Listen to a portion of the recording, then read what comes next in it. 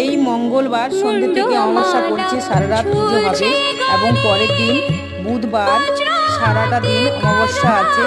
ভক্তরা দুদিনই আসতে পারবে, শুধু বুধবার দিন মন্দির বন্ধ থাকে, কিন্তু অমাবস্যার দিন মা খুব জাগ্রত থাকেন এবং সাথে সাথে ভক্তদের মনস্কামনা পূরণ করেন।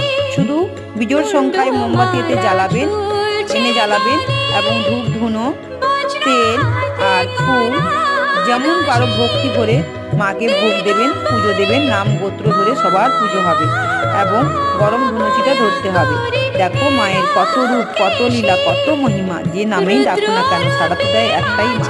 শিব শ্যামা মা এতটা শক্তিমান, শিব যুক্ত কালী দুটোই একসাথে রয়েছেন স্বামী স্ত্রী, তাই ভক্তিভাবে মায়ের নাম জপ করো, মনস্কামনা পূরণ হবে সাথে সাথে।